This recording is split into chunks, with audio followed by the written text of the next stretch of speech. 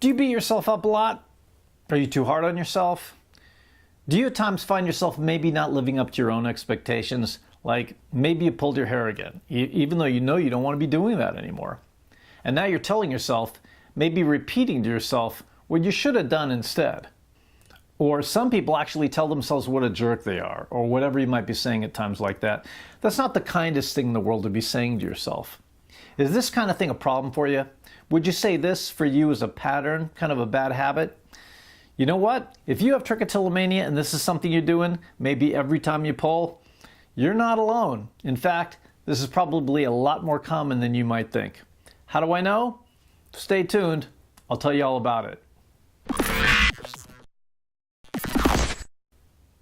So here at the Trichotillomania Relief Specialists, along with our introductory set of services, we also make available a monthly aftercare support program that we call the TRICH-FREE 365 Club.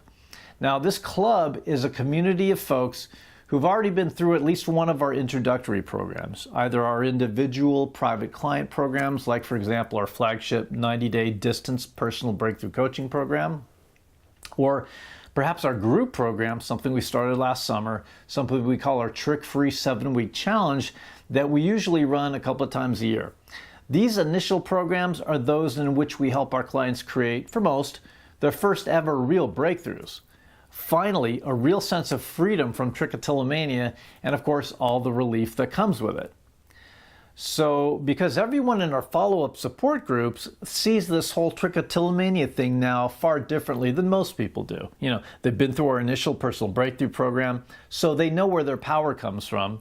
They know how to be totally trick-free now.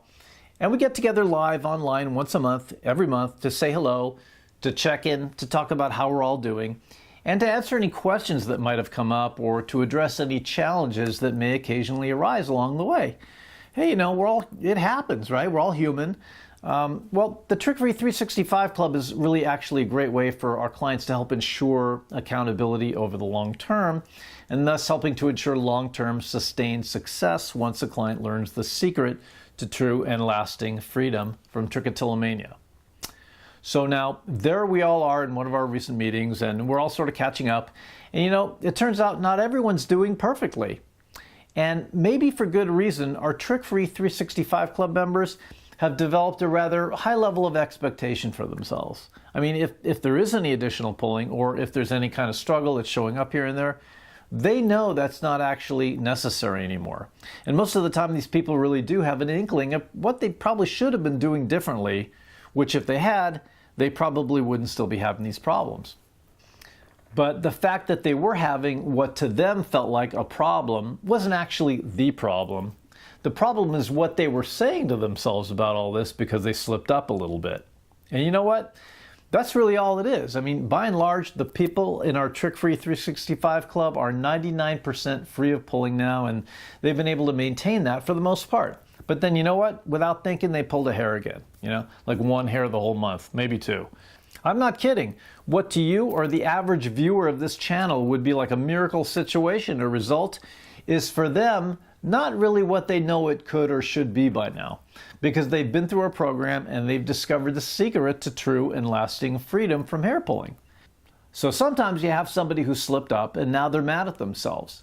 But the problem is not that they weren't paying attention and pulled one or two hairs, it's what they did with that. They're being too hard on themselves about, you know, they made a mistake. So now, can you relate? Maybe you find yourself behaving like this for different reasons. Maybe it's got nothing to do with trichotillomania, but maybe the pattern's the same. If so, how do you feel about this pattern of just immediately beating yourself up about this stuff? Would you like to be able to change it? Do you want to turn it all around? Guess what? If you did, chances are everything in your life would feel better, starting with your own feelings about yourself. Well, guess what? You can make this change. I'm going to tell you how to do that starting right now. Okay, so what do you do with, we'll call it your critical inner voice? How do you put a stop to a pattern of excessive or unnecessarily harsh self-talk?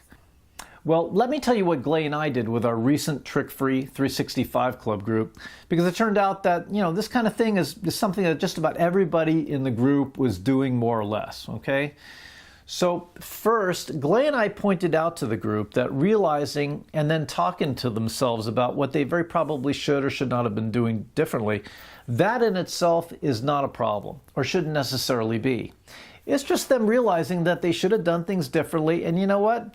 This is important feedback, right? I mean, without being able to compare what you did with what you should or should not have done, you have no way of knowing to what level you met your expectations, and you have nothing, therefore, to strive for. You have no direction. You have no possibility of a course correction. But we pointed out to these folks that it's not their realizing what they should or should not have done differently that caused them to feel so bad. Likely, it's what they said to themselves after they realized they hadn't met their expectations that caused them to get so down on themselves. It's what they decided all this stuff meant, probably about themselves as a person, and then what they said to themselves about that caused them to feel so bad now. For example, once a person realizes they pulled a hair and they didn't mean to, the automatic response might have been something like, "Why'd you do that again? What's wrong with you?" People say this stuff to themselves all the time without even realizing it. Well, what's presupposed by that very question, "What's wrong with you?" What's presupposed is because you did this, that must mean there's something wrong with you. But is that necessarily true? I mean, could there be any other explanation for your having slipped up there other than that must mean there's something wrong with you, like only broken people make mistakes? Do you see what we do to ourselves sometimes? We beat ourselves up sometimes, usually completely unnecessarily and far too often without even realizing we're doing it. So if you know this is something you also tend to do, the first step to feeling better about yourself is caring enough about putting an end to this self-destructive pattern. If so, that will enable you to be far more effective at noticing whether or not you might have just done something like this. Now, assuming you realize this is what you've done, the next step is to question whether the presupposition in what you said to yourself is even true. So if you look back at this and notice you probably said something like, "What's wrong with you?" or "How come you have no self-control?" or "Why are you so weak?" The thing you have to do there is question the truth of what's presupposed in those questions. Very simply, the way you do that is by asking if there's any other possible explanation for what just happened. Maybe something that has nothing at all to do with something being wrong with you. And if so, what would that be? And if nothing comes to mind right away, and that may happen, give yourself the gift of patience with this. I guarantee you there could be a million reasons why this or that unfortunate event just happened, and a lot of them could have nothing at all to do with something's wrong with you. See, I want you to get in the habit of finding explanations for the things that happen in life, good and bad, that empower you rather than pull you down. Explanations that may allow you to learn something really useful, a frame that you can place around the events of your life that cause you to feel better about yourself and your direction in life rather than worse.